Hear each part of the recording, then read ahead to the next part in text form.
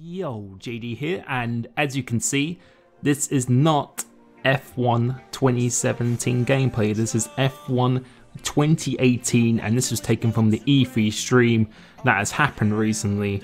And we are on board with Ricciardo in the Red Bull at Spa, and this is the first look of the new game. I know it's still a work in progress, as you can see at the top there. You can see a little vibrations, a little subtle differences on the steering wheel, but we are looking at the first gameplay, and quite crucially the first gameplay with the halo, because I know that is a huge thing with people on this game, and it was with me, to be honest. I was really anxious to see how that would work, because I know a lot of people, especially in leagues, they use the TV camera, the TV pod quite a bit, and I don't know, maybe it might make a switch to cockpit. But from what we can see here so far, once we put it back to the normal view, you'll be able to see I really don't think it's that bad at all. I think it actually looks okay in my opinion, but I want to know what you think, how you think of this gameplay. As I said, this is from the stream, this is not me playing the beta. I've got access to it, and I'll be talking more about that in a later video.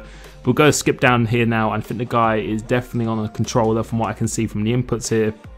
But we're going to see the ERS deployment, and as Lee Mather was talking about in his interview he had, there are 5 different modes you can do. You can use an auto mode, so you can see ERS deployed. You know, you've got the battery on the bottom of the screen here, how much is actually being deployed here. And there's 5 different modes, and there's an auto mode, so if you don't really want to muck about with that, it will automatically do it for you.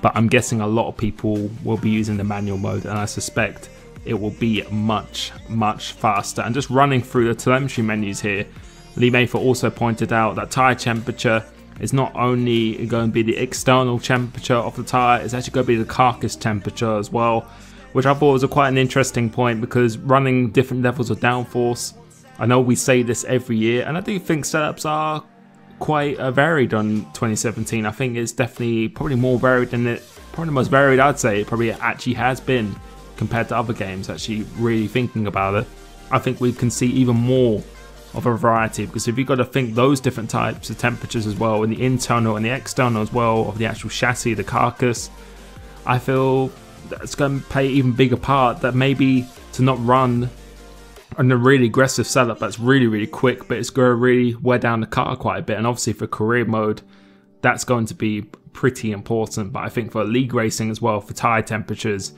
and towards the end of a race, I really want to see a game.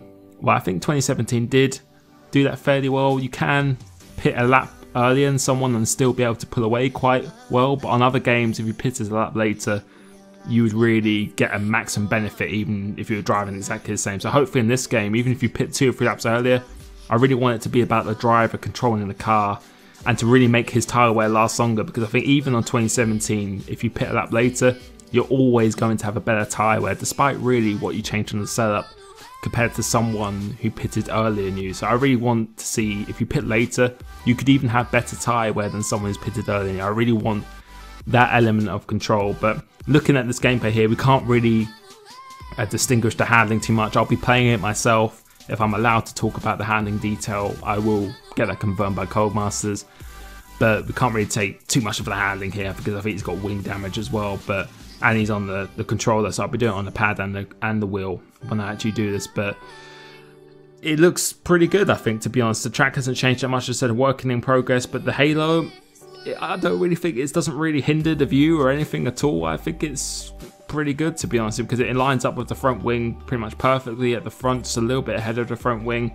You've got a few more options that we can see so far. Hopefully we'll be seeing more gameplay, and I'll be releasing a video at 2 and 5 o'clock today as well of different segments of the gameplay. But I just really want to know what you think of this Red Bull gameplay at Spa. How do you think the game actually looks?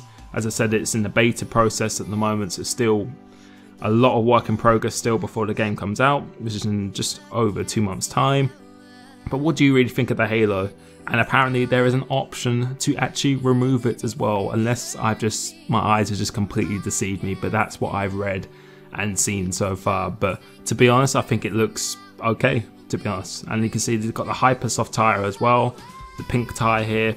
And we'll be doing a video talk about F1 2019. I was going to do that today, but we'll actually go do that tomorrow. and so many valid points that people brought up on my tweet there. So I'm really interested in that. I'm really looking forward to talking about that, of how the sport can change as well. But for a first gameplay, it's really refreshing to see. I really think it looks pretty good, with a lot of different telemetry, if I could speak properly. A lot more different telemetry tactics we got this year. Really interested to see, but stay tuned for my video later today, and thanks for watching.